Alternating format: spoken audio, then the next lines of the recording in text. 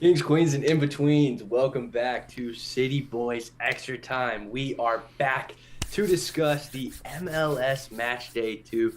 My name is Ethan Thornton, and as always, I am joined by tonight just one of my co-hosts, Jacob. How are you doing tonight, big man? As representative of the Barnacle Boy clan, I am doing pretty good. Or I guess I'm Mermaid Man. Wait, which one am I? I forget I all think of them. you're a mermaid, I'm man. Mermaid Man. So, representative of the Mermaid Men, I'm doing pretty good. It's been a wild weekend of MLS. It was a No solid kidding. Monday of work. Ready to get chatting about it. How are you doing, though, my boy? It's another day in paradise, Jacob. And frankly, it was a fantastic weekend. I haven't watched so much MLS soccer, maybe in my life, potentially. I just spent hours glued to the TV this weekend. I personally loved it. Yeah, I couldn't have complained on Saturday. Match after match after match into a city match, which we've got an entire video about that coming out later this week, so we won't get into it too much. But then into Sunday, where we had two arguably pretty good soccer games. Obviously, Sunday Yeah. night soccer ripped. Um, but yeah, this year in the MLS has been really cool through 2 weeks. And we're just going to keep bringing it to you every single week. So make sure you continue to tune in on Monday nights. Yeah, do you want to get into it? I would be glad to, Jacob. Are you starting us off or is it me? I am going to rip us through the Eastern Conference. The Eastern Conference was absolutely crazy this weekend. Very first match of the weekend was actually Charlotte at home taking on Atlanta United. And after Atlanta's big win last weekend, I thought Atlanta might go into Charlotte and take home 3 points. But Wilfried Zaha and company had other plans. Charlotte would end up winning this match 2-0 with goals from Pep Biel in the 49th minute and Zaha bagging his first of his MLS career in the 54th. Then we moved to Wilfried Nancy and the Columbus Crew heading to New England, and this match didn't have a ton of fireworks, but there was one with Jason Russell Rowe netting the only goal of the match for a Crew victory. Something to take away from this game that I thought was really exciting for MLS and really cool for Russell Rowe is he was actually an MLS Next Pro player last season who had an amazing season, and now he's leading the front line for the senior roster and opening his MLS account early in the season. So shout outs to Russell Yeah. Rowe. Yeah. That's sick. Um, After that match, we head down the East Coast a little bit to stop by Philadelphia Union, who took on and took out FC Cincinnati with a 4-1 win and a hat trick performance from Ty Berrybo. Other notes, Evander also opened his account with Cincy in this match, which I think bodes well for Cincy fans going forward. Decent But goal, yeah. Saturday is definitely one to forget for FC Cincinnati. Just water off of a turtle's back. We keep it moving, keep it pushing. We move a little bit farther north into New York Red Bulls, shutting out Nashville 2-0 at home, and a goal of the week nominee for Emil Forsberg in this match. More on that to come. The Eastern Conference champions also raised their conference championship banner before this match, and truthfully, for Nashville, it was over after that moment. If you thought you had a chance at winning this match after raising a conference banner, it was unlikely. For our final Eastern Conference matchup of the weekend, we have Orlando City putting their foot on the necks of the Toronto Faithful with a 4-2 victory and a total of 6 different goal scorers in this game. Pretty My dope. fault. That was the second to last matchup. This was actually the last matchup with Chicago, much colder weather than Orlando City. They were unable to hold on to their first victory of the season with a game tying goal on the last kick of the game. More on that later, though. DC United would end up escaping Soldier Field with a point. And that is all for the Eastern Conference matchups from this weekend. Ethan, brother, where do you want to start with the Eastern Conference? Oh my goodness. There was so much to talk about, but I think I want to go back to right where you started just because the Charlotte versus Atlanta game for me had fireworks. Yeah. Going into it on paper, I was expecting a very heavyweight matchup this season in the MLS. You have the new record signing, Latte Lot. Atlanta came out strong in their first game. Charlotte still, well, Wilfred Zaha hadn't made his debut until that game, and I think expectations were really high for Wilfred Zaha to perform. Hey, his performance on the field, I think, met expectations. A goal and an assist in your first MLS game is a really impressive performance. Do you agree? Do you think he lived up to the hype? I think in his debut, he lived up to the hype, and also I don't think this is going to be Zaha's best game of the season. Truthfully, I think there's more to come from him, some more Okay. electric goal scoring taking place. We got to see a little bit of 1v1 action from him, which is his bread and butter. And I think as he gets more comfortable with the team and with the city, he's just going to flourish. And Charlotte could end up becoming a real problem for opponents. No kidding. And a big note after the game, we could tell how much a city embraced him. Charlotte has a debatable tradition for the time being because for the right now the man of the match they place the crown on the head and they walk him up to the throne and there's the big smoke show. There's a lot of debate online about this and whether or not it's cringe or if it's cool. First of all, who cares if something is cringe? All right.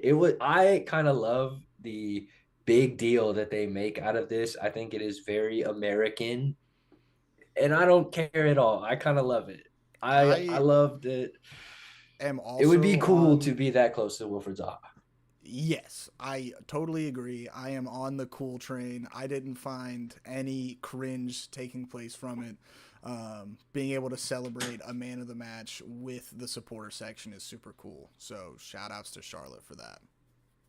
Completely agreed. A chance to be that close to one of your marquee players, and I think it means that much more when a homegrown product makes the man of the match. It makes for a really cool moment for the city to be able to embrace him, and it reminds me of when STL FC used to give buckets of beer to the man of the match. It's a little more American and lower league, but hey, I love that. I think that American soccer needs those endearing moments.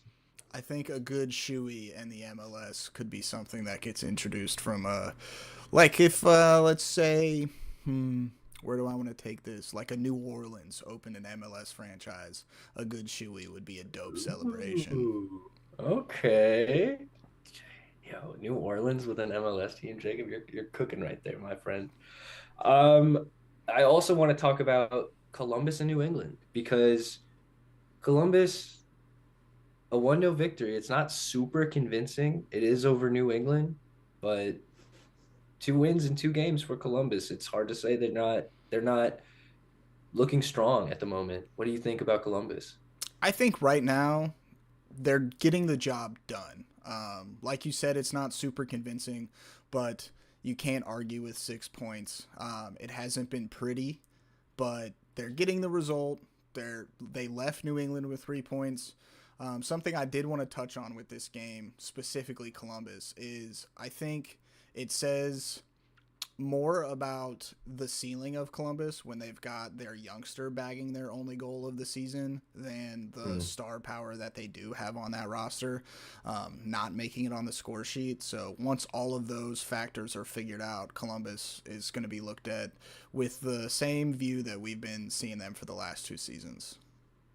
Yep, completely agree, Jacob. And it's not like the squad is too different. Like the LA Galaxy won the championship last season and then lost five different players. The Columbus Crew were a very successful team in the East last season, and they did lose Cucho Hernandez, but maintained the spine of their team. As I look at the starting 11, it contains Patrick Schulte, the goalkeeper of the year nominee, Darlington Nagbe, the MLS veteran. I think Yes, when I like Dax McCarty and has vacated that title. Kay Kamara could make an argument, but for me, it's Darlington Nagbe. He's just the veteran of the league. Darlington Nagby's been playing for 30 years. Like I think he was born into the MLS and was there in the first season of MLS. Not to mention, they have DeJuan Jones, a very underrated young player. We pointed him out early on this year. Also, Jacob, did you see that AZ Jackson came on for their youngster Jason Russell Rowe? Yes, I also saw the same AZ Jackson that we saw as St. Louis fans. Really good on That's the ball right up until a body's put on him. Um, still learning the league, I see. yeah. Moving north, I guess. They played in Toronto, I believe. Orlando City, No, did they they played in play? Orlando. Yep, they did. I Orlando is a good looking team this year, man. They I don't want to say got unlucky in week one, but I think this was a more true showing of Orlando City. Uh, I mean, they made it to the conference championship last year, and then come out this year. What are they? 1-1, 1-2. I don't have 101. one win and a draw. Yep. Yeah.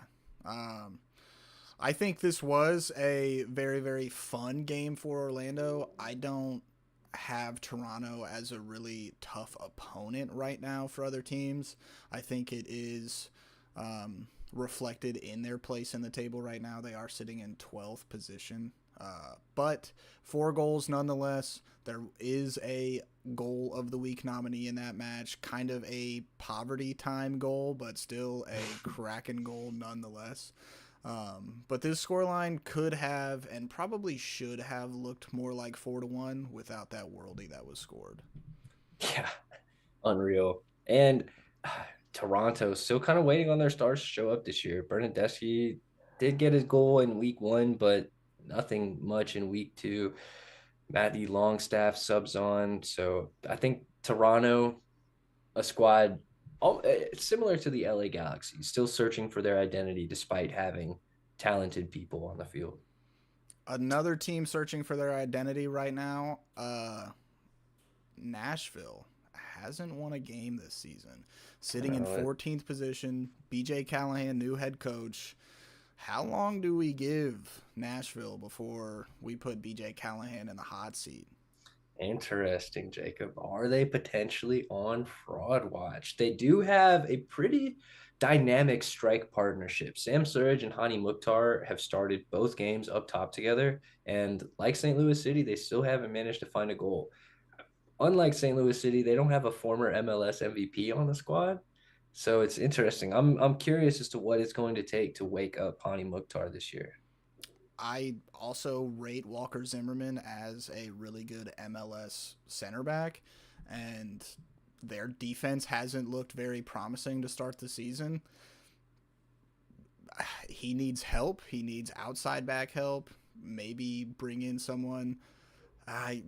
The transfer window is closed actually until the summertime, and at that point you've got 10 matches left in the season. Like they're gonna have to figure it out within that clubhouse. The So changes would be too late. yeah, so What do you think about Chicago or New York? Do you think that they'll be looking like repeating, going to the Eastern Conference Finals again? they're pretty electric. I watched a very good chunk of that Red Bulls Nashville game this weekend, Mm, and it truly was all Red Bulls. Yeah, I mean, we've said it a couple times. The East is winnable, but as yeah, we've gone into the season, I think the top 9 teams in the East, it's very top heavy. Once you get to like 10th through 15th, the like level of play really falls out. And all 10 positions make it into the playoffs with the wild card. So that, I mean, yes, I do think the Red Bulls are going to make it back to the playoffs. Do they repeat? Who knows? It's playoffs. Anything can happen in the playoffs. very true. As we saw with Inter Miami getting knocked out by Atlanta last year, I think that is just a great example of the David and Goliath that the playoffs bring for us. Another team that's currently, I believe, top of the East, Philadelphia right now. Oh my Top of the goodness. league, bro. Bradley Carnell has ushered in a completely different era in Philadelphia. Yeah. We were questioning if, I mean, really, who could replace Jim Curtin? He was a notoriously good coach for them, had seen them through some turbulent times. And then Bradley Carnell comes in just like he did in St. Louis and says, "All right, here we go, lads." And They are on fire at the moment up in Philly. Ty Baribo with a hat trick performance. Almost had a first half hat trick, but had to wait till the second half to cement it. Yeah, Uh, unreal. yeah. Giving up a goal kind of sucks for them. Definitely probably wanted to keep that clean sheet for Andre Blake is their keeper. Yeah. Yep. Yeah. But really can't be upset with a 4-1 victory, especially over a pretty strong side in Cincinnati. Yeah. Yeah. They kind of dog walked one of the East's contenders. Yeah. I mean, the record signing for a couple months, Kevin Denke, Evander, Kubo, who we know can be lethal in the attack, Miles Robinson. Like, this is a solid team. I was completely shocked to see them just 4 goals. Okay, it's clear that Philadelphia's offense is kicking on a high level right now, but only 1 goal from Cincinnati, just clearly not cutting it. In this match, we did get to see a debut for STL favorite Indiana Vasilev in Philly, as well as subbing on simultaneously with youngster Kevin Sullivan. What did I? I don't know. Kevon Sullivan kind of seems like a sideshow for me right now in Philadelphia. There are too many other important storylines going on the field for me to even be like, okay, they got a kid, a literal child just coming up through in the games, man. I think it's Crazy. cool that he did sub on for the hat trick hero Baribo in this match. Says a lot about the faith I think that Carnell's got in him going forward to take off a prolific performance at that point for Baribo for a youngster. Obviously, he wanted to get the Baribo a standing ovation in front of the fans, but still, Kevin Sullivan coming on, and he didn't look like he didn't belong. He's just smaller right now. That's his only real downside is he doesn't have that. He doesn't have a man's body in That is, the yeah, he senior is league. just quite literally a Yeah, child in a man's game. Yeah. yeah. His brother, Quinn Sullivan, though, looked fantastic. He could be a player too wide. I think he could potentially break into the men's national team if he can perform at this level all season. And I don't know if Ty Berryville can keep up this pace, but 5 goals in 2 games, that's an electric start. Mind you, He's that is leading in the Golden Boot Challenge right now, right? it has to be. I couldn't tell you another player that's produced as much as him. Not to mention, St. Louis City's top goal scorer last year had 5 goals. So, as far as production, I would be delighted to see one of our strikers do something like this. Yeah, 5 goals in 2 matches. Yeah.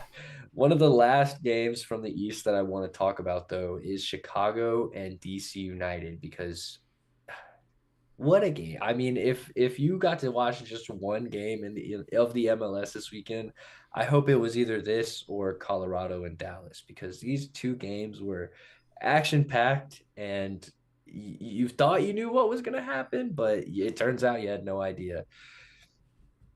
Even though Chicago essentially they really dropped 2 points in this game, I think it is good for them to see Hugo Kuipers score a brace in 2 games or a brace in a game. I don't think their lineup is going to be the most prolific this year. Zinkernagel looks dangerous, but Bamba is much more of a feeder instead of a finisher. So I have questions about their goal scoring ability, and at least against DC United, Hugo Kuipers was able to provide answers.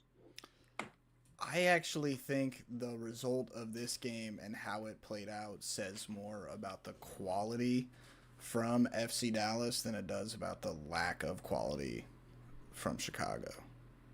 I've got the games DC, mixed up. My fault. DC, and but yeah, yeah, Yeah, I'm they're the tracking. same team on opposite sides of the country. But the quality of DC United being able to come back, being down 2-0 to tie this match 2-2 and get out of there with a draw.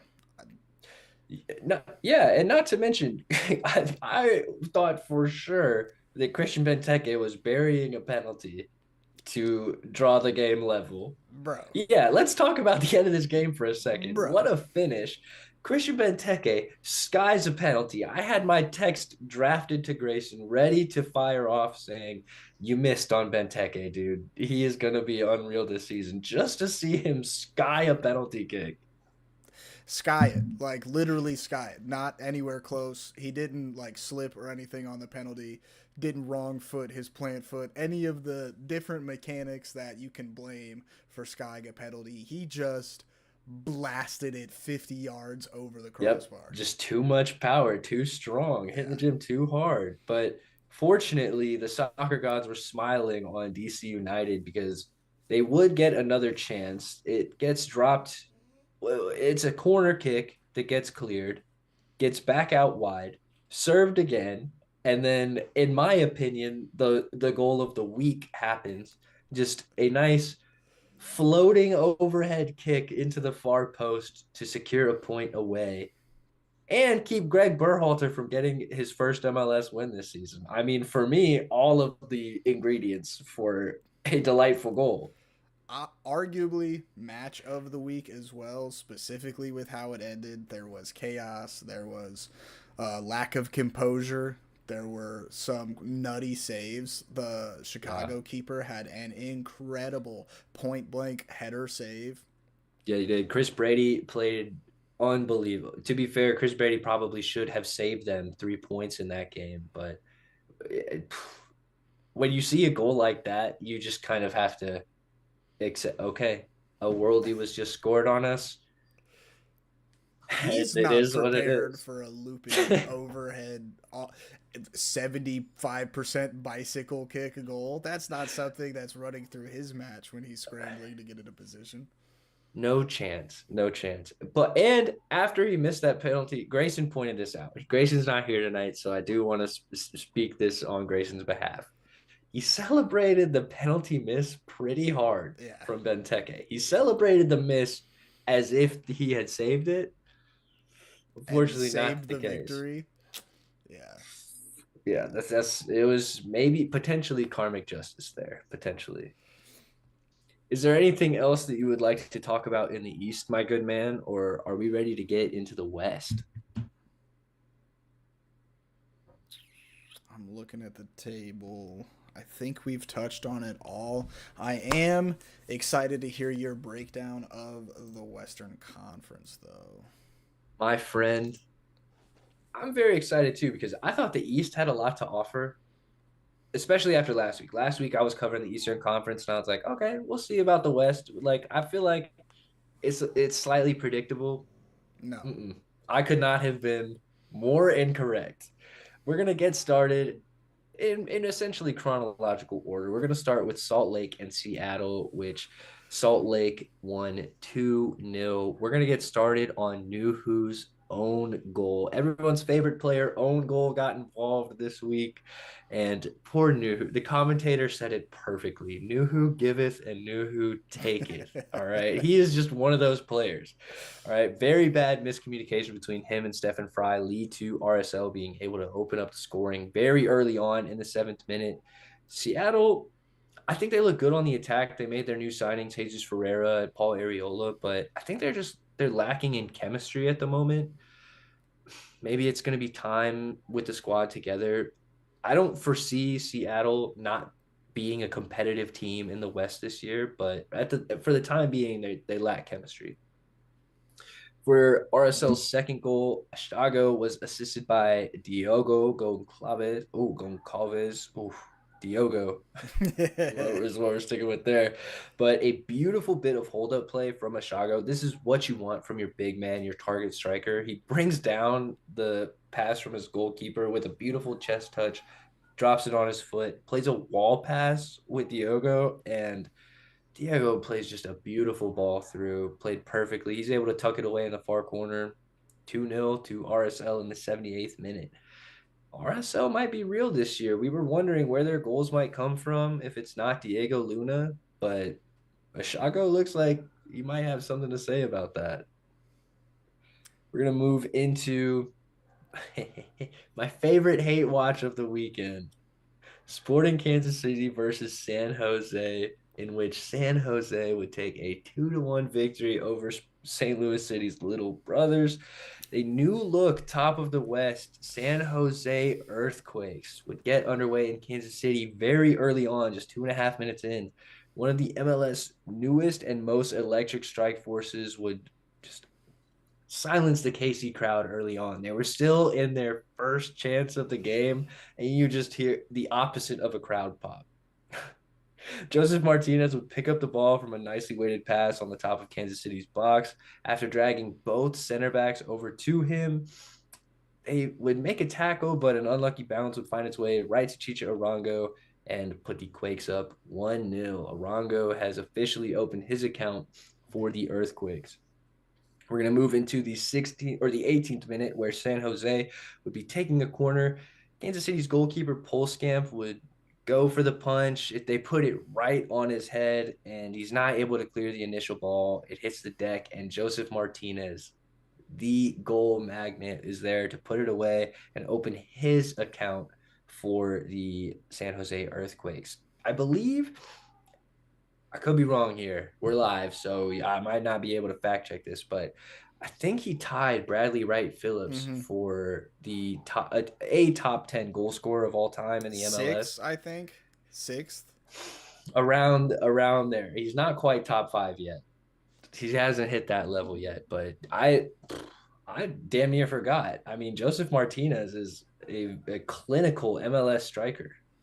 Yeah, he had those great seasons with Atlanta, and then as he's bounced around since his time in Atlanta, he's just been effective and constantly popping in goals every season. But this San Jose team, I think, might be another breakout goal scoring year for him as well. Like, Chicho's always going to bag you 10 plus goals, but I Sure. think that strike partnership could give you 30 between the two of them. I mean, San Jose would absolutely love that. And I think it plays into the Bruce Arena turn a team around narrative so well. So I'm very interested to see how San Jose's season pans out, how especially their two performances pan out. His I hear Snoopy outside, a feature from my dog on this live stream. Back into the Sporting Kansas City game, it actually kind of wraps up in the first half. Not quite, but they would bag their goal from their new DP, Dejan Joveljic, in the 26th minute. San Jose's goalkeeper, Daniel, I was impressed by the mind games he was playing on the line, bouncing around. He was telling him, I'm going to stay right here in the middle. But then he ended up diving to the left, his left, and getting a hand on it. I would have loved to see a good old penalty save. I'm not trying to hate on Dejan Joveljic. I just don't want any Sporting Kansas City players to do well. So The good news about this game for SKC, to give them their flowers, is Joveljic did open his account with them. So he is still going to score goals like he did last year for LA Galaxy. He's got the help of Tommy on the one wing, and then Shallowy. yeah, Daniel Shallowy on the other. So he's got the help. Honestly, he just needs to be in the right spot. I couldn't agree more. I hope they never figure it out though. Same. We're gonna move out to your neck of the woods, Jacob, and talk a little bit about Portland and Austin, because Portland would eke out a 1-0 victory. I mean, almost a snooze fest out west. If you stayed up late for this one on the East Coast, I am sorry. Um, as far as Austin goes, clearly they're a lethal team. Clearly they have a lot of lethal parts on their squad. They just haven't figured it out yet, similar to Seattle. And I have a feeling that if they don't get it sorted out soon, that will be the story of their season. Will be close chances and being almost there. I do wonder what the vibe is for an Austin, Texas fan, because you win the first match in week one, and then you lose this kind of a snooze fest in week two where you didn't look as good in this second match against a Portland team that honestly is still trying to find their identity. Like, I don't think Portland played very well in this match either. So this was definitely one that Austin could have come away with in a victory, and they just, it wasn't their day. Yeah, very well said, Jacob. This is as far as Austin should be concerned, this should be a winnable game. All Yeah, right, you have a $10 million striker in Brandon Vasquez who did produce quite a special free kick that challenged their goalkeeper at some point, but still didn't score. Owen Wolf, great player up top. I talked about Osman Bukhari early on this season. He looks fantastic. Brad Stuver had shouts for goalkeeper of the year after this match. I'm not I couldn't agree any less with that. Speaking of this match, let's talk about the goal that Brad Stuver conceded because it actually came from potentially the Portuguese Evander replacement, David da Costa. He takes a set piece that is pretty obviously a cross in the eyes of anyone, spectator, referee, any non-soccer fans experiencing the game for the first time could have told you that this was a pass that ends up finding its way into the back of the net. I think if you're a Portland fan watching that at home, you feel very fortunate. You're really stoked that your team was able to get a 1-0 victory at home. This is what Grayson would love to see St. Louis City do. Just grind out a 1-0 victory at home, not concede a goal. But I think ultimately this is less of a victory for Portland to be proud of and more of a loss for Austin to be disappointed in. I would agree with that statement. As far as the goal is concerned, the only reason this didn't make a goal of the week nominee is because it was definitely a cross. Look, the difference between Edu's goal last season, that was obviously a service, is that it hit the back of the net. It hit top bins. This one bounced in front of the goal. Yeah. It just doesn't look as good. Typically, free kick goals are up there with some of the best goals you can score, and this one was not a great goal. Yeah, I got a feeling that David DaCosta will be forgetting this one. I He's don't happy think he it's got it, but he yeah. didn't mean to. Also in Portland, Kevin Kelsey, they signed him from Cincinnati. He's been a little quiet this season. I know he and Felipe Mora are kind of splitting time, but I was expecting Kevin Kelsey to be impactful in their squad, and so far, just waiting to see it. Not sure when it'll come. Long season ahead of him, so he's got time to make that impact. Very true. Moving south on the West Coast, though, Jacob, we're gonna move into the inaugural home match for San Diego FC. San Diego was not keeping it classy. We have an entire episode about the San Diego FC St. Louis City SC home match coming out in probably 24 hours, I would say. Chef Grayson's in the kitchen as we speak, cooking it up. No goals in San Diego's home opener. Just boring. Boo. Boo. Do something is how I would feel if I was a San Diego fan. And as a Also, St. how Louis I City, feel as a St. Louis yeah, City and as fan. a St. Louis City fan, I'm still waiting for our offense to get off the mark. No goals through 2 games for this St. Louis City side. If you do want to look at it through a glass half full kind of lens, which I do, there are 3 teams in the league who have not conceded a goal this season. That is LAFC, that is San Diego FC, and that is St. Louis SC.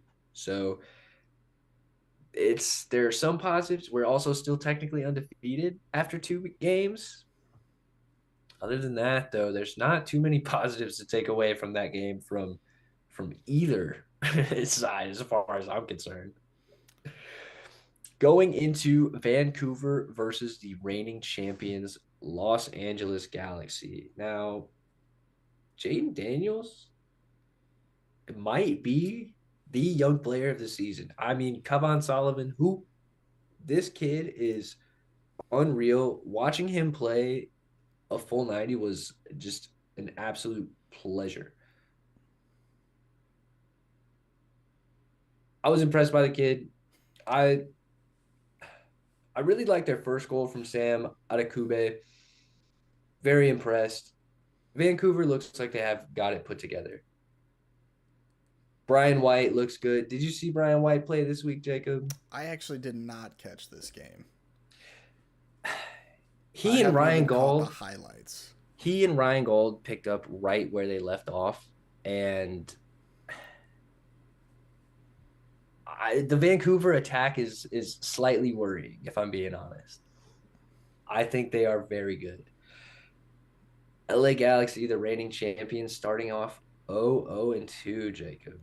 Very, very, very different squad than the one that won them the championship last season. They were able to produce a goal, so there are some signs of life in Los Angeles, which is positive. And I thought Elijah Winder started well. He started the game over Marco Royce. Yeah, not too many positives coming out of Los Angeles otherwise, though. As for the final game that I want to talk about in the Western Conference, Jacob, probably the best advertisement for the MLS that I've seen in a long time. Colorado versus Dallas would play to a 3-3 draw over the weekend. And my word, was this game just full of fireworks. It starts off early in the 6th minute from Keegan Rosenberry. There's 6 goals in this game, so I'm not going to be describing each and every one of them. We're going to move. I was so impressed though because Jacob, a player that you talked about early on this season, finally has arrived for FC Dallas. Pedrinho, the one name wonder. He shows up and scores a great goal right on the brink of halftime for FC Dallas. Did you get to see this goal? No. Pedrinho, he he just has that Brazilian flair. You know what I mean? That like Brazilians sit forward and you see when you watch, and he's gonna do something special when he gets the ball. You get that feeling every time. Now we have another a noteworthy goal from the weekend, Jacob, because Luciano Acosta would open up his account for FC Dallas this weekend, and this was a very well worked goal. I think, and I mean this with all due respect, this is a goal that I think a lot of short kings dream of. He gets to play a wall pass with the tall striker, just sprint very agile like through the defense and take a nice touch, chip the goalkeeper. I know that had to feel great for Luciano Acosta. Great So, goal. I actually have a sort of a comment on Luciano Acosta from an FC Dallas fan. Jose, if you're watching, what's up, dude? This is him. I asked him when Dallas acquired Luciano Acosta if this puts FC Dallas back in the contender category. And I've been hanging on to this quote since February 11th because I wanted to bring it up after Lucio Costa has himself a game like he did for them. And he says, and I quote, "I think so, man. At least a strong playoff contender. I still think we need a defensive midfielder to bolster the squad, but Lucho and Musa are going to be a problem for the league 100%." And after seeing the highlights from this match, specifically that goal, I do agree. I think FC Dallas are a problem. Right now, they're sitting in 5th place in a very, very strong Western Conference. So 5th, you can't be mad at. But I think with the talent they've got, the direction the club is going in, right now at least, they look like they could easily be a top 3 team in the league. Yeah, I I could see them on the level of. I don't think that Philadelphia will continue this form, but I could see them playing at that level of intensity and competitiveness, if that makes sense. That kind of level that of this season. And like Jose said, Peter Musa and Luciano Acosta are going to be very good this season, and he was not lying because Peter Musa would also score in the 68th minute. So big game from their big players and exactly what Dallas was hoping for from their big players. I think what's going on in Dallas is what people are hoping is going on in Austin. I think that is the kind of chemistry that they were expecting and have not gotten just yet. And coming back against Colorado, not a slouch of a team in the slightest. They Oh tied no, St. Louis in the first week and then come out hot. I think they were up 2-0 and then it went 2-2 and then the game ended 3-3. you're right. It did go 2-0, 2-1, 2-2, all before halftime, by the way. So getting treated to 4 goals in the first half of an MLS game is special. A in some people's eyes, a goal of the week contender from Luciano Acosta, and a at the very least a big time performance from Rafael Navarro, who I think Colorado fans were kind of waiting on tenterhooks. Like, is this guy gonna pop off anytime soon? Well, match day two, here's a brace. All right, I think that kind of quiets down some of the questions in Colorado. I think that Johan Cabral played well for them. I think Mihailovic obviously played well, but are there questions at the goalkeeper position for Colorado? I think that Zach Steffen has potentially played himself into a minutes battle just by not playing up to the standard that Zach Steffen has set for himself. Getting scooped by the smallest man on the field, that's a tough look. Conceding 3 goals. Now, we can't put all three on him because obviously his defensive line, but I think there's a small question mark by his name right now. He did keep a clean sheet in the first match against St. Louis. So there's a thumbs up and then there's a thumbs down performance. So he's right there in the middle right now. Um, we can talk about. I would like to answer that question next week, though, depending on his performance. Okay. Keep that Okay. one I noted. I like that. I like that. I think the last thing that I want to address with this match is just that the West is still just so competitive. It is kind of unbelievable. I was not expecting this kind of competitiveness in match day two for in the MLS. I was expecting a much more clear set of contenders versus okay, we know about this team, but Yeah. especially after the transfer window has closed now, Jacob, I think there is tons of parity in this league. I look at positions 1 through 12 in the Western Conference, and I see a lot of potential playoff teams. Yeah, I'm currently loving this in the MLS right now. That's all I really have to say about the West. I think that teams are going to be needing 3 points to get into the playoffs this season. And I don't 34 draws ain't going to cut it this year. No, I mean, the Western Conference is so strong. Honestly, from top to bottom, like Houston hasn't really had a good performance yet, but we know what they can bring. LA Galaxy is the current reigning defending undisputed MLS Cup champion.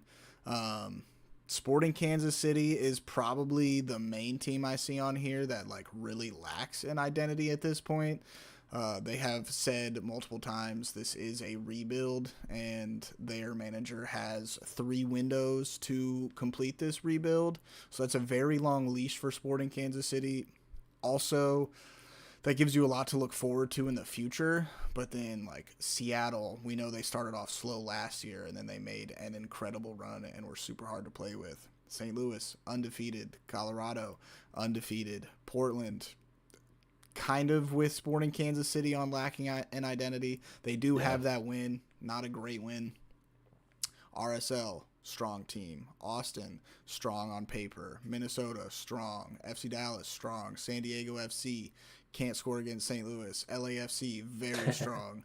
Vancouver, attack, very strong. And then surprise of the season so far for me, San Jose, sitting top of the table.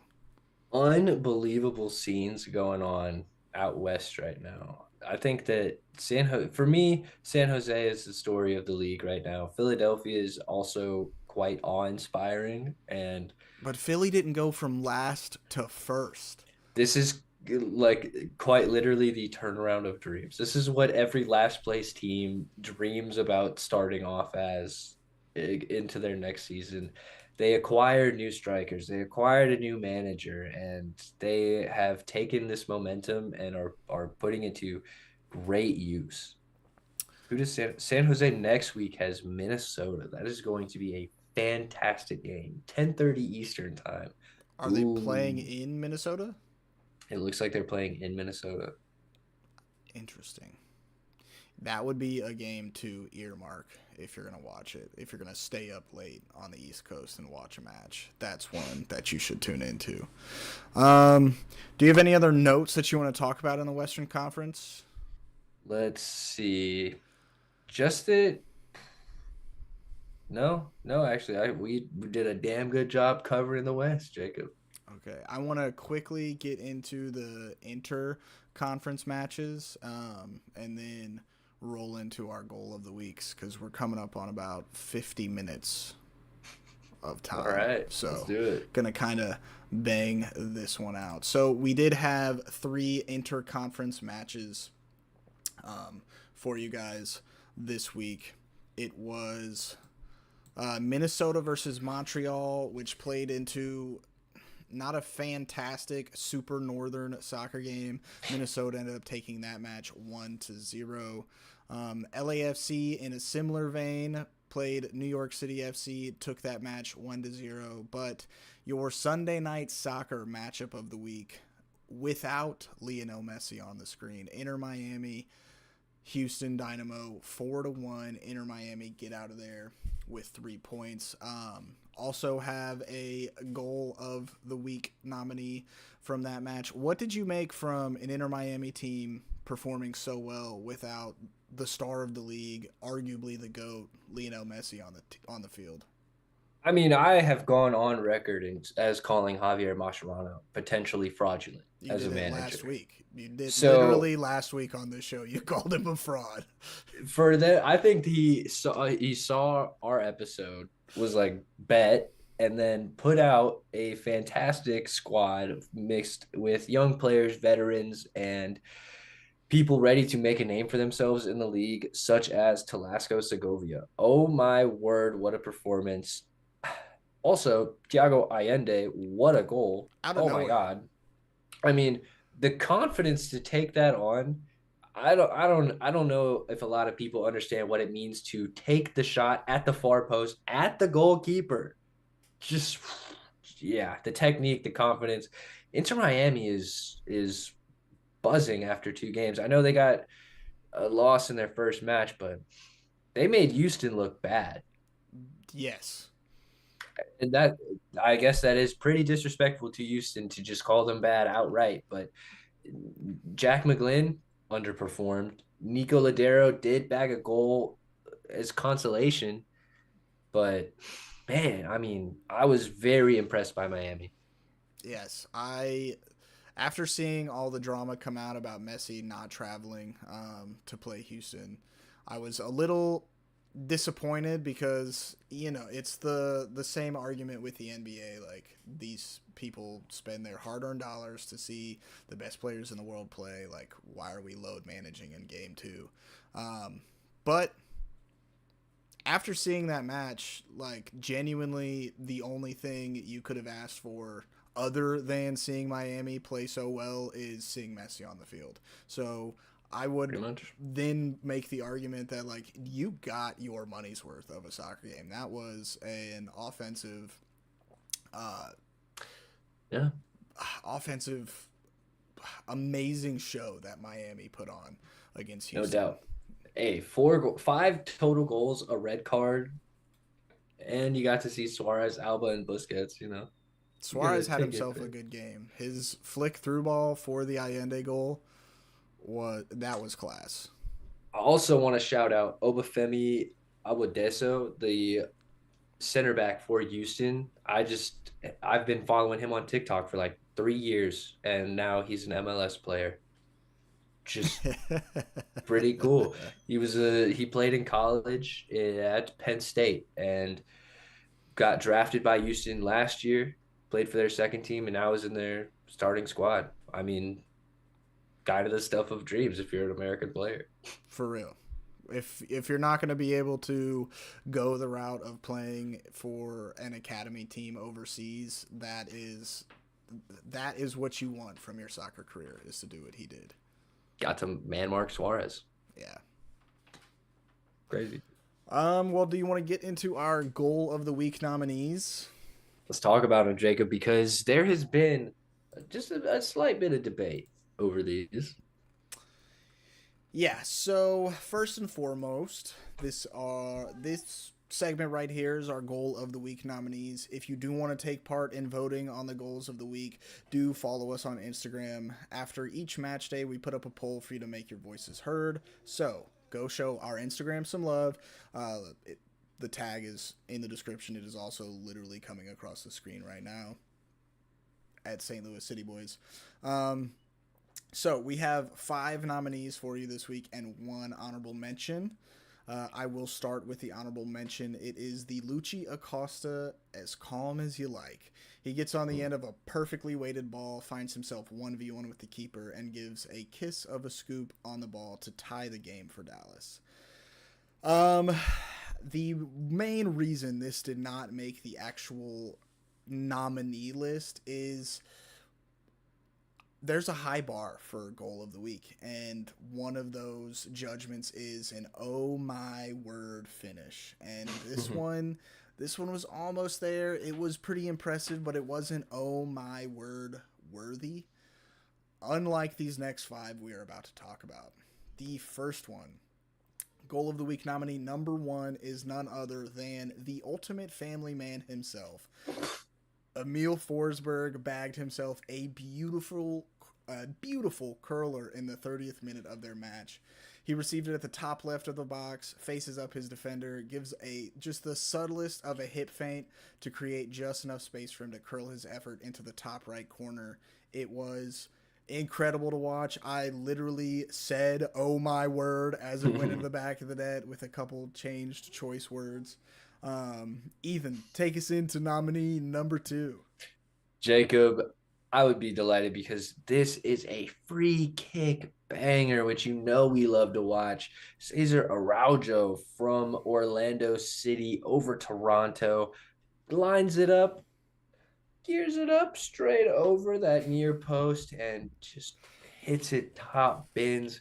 Really delightful stuff. Gives Orlando the lead in Toronto.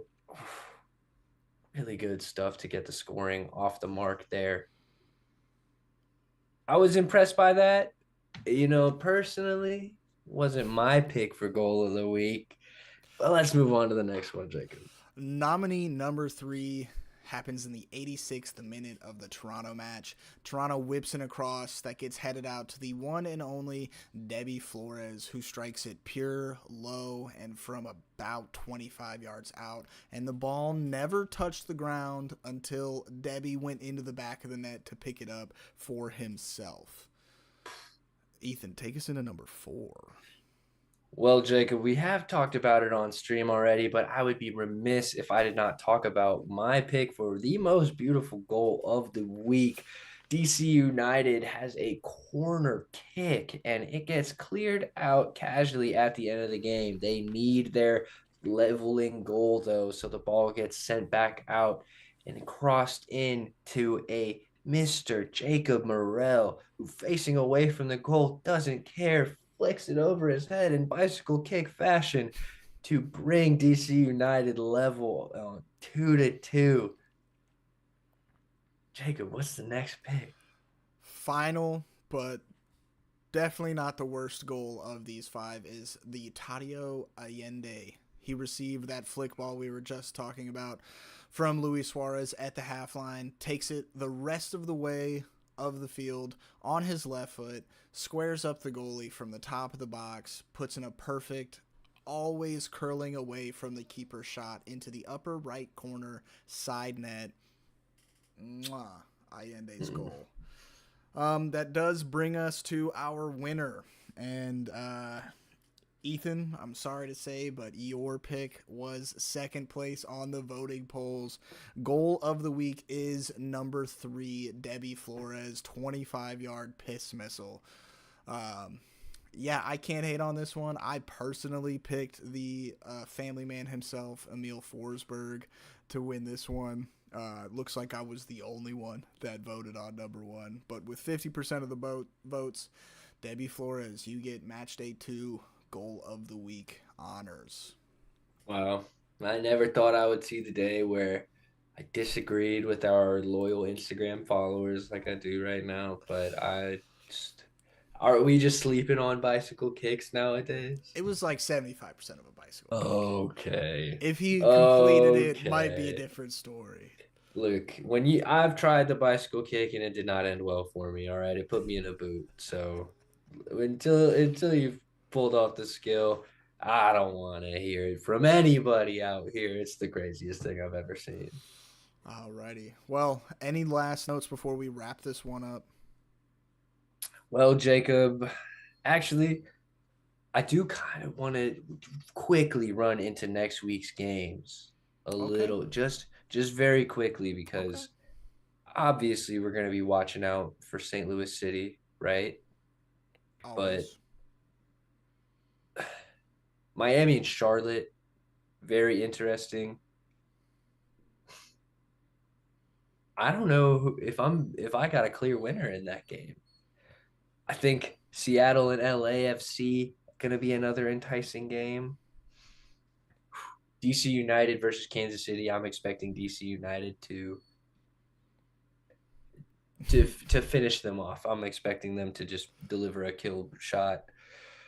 New England and Philly. It looks like Philly will be continuing their mad run of form, man.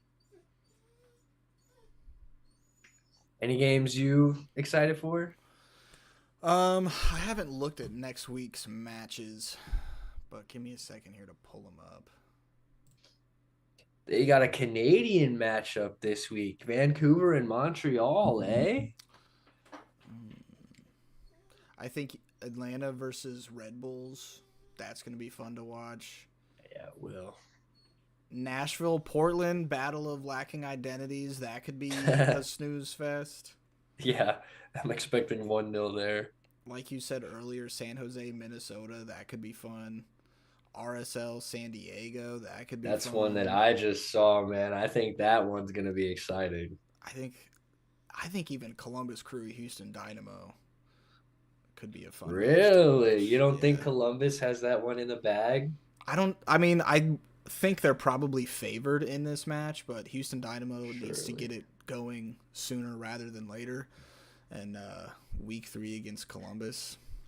Man, I have to say though, again, I love to see this game starting at 2:30 p.m. Game at 4:45, 7:30, 8:30, 9:30, and 10:30. I mean, Yeah. what a treat. What Yeah. a treat from the MLS there. The most important game on the schedule, though, is LA Galaxy versus St. Louis on Sunday Night Soccer in Hell LA. yeah. That one's going to be fun. We have our predictions for that match coming out in the episode here in about 24 hours, so I won't give too much away. But what I will give away is you guys back to your family. So if you've been watching, make sure you like, subscribe, comment. Appreciate you guys hanging out for the last hour. This is going to go up on Spotify, so if you're hearing this a couple days late, if you're on Spotify, make sure you follow, rate 5 stars. And if you currently don't follow us on Spotify, we are on Spotify. So go follow us and rate 5 stars on there. Most importantly, people, what we like to tell our typical viewers is do not forget to tell your mothers you love her. Peace. I love you, Mom. Love you, Mom. MLS. MLS.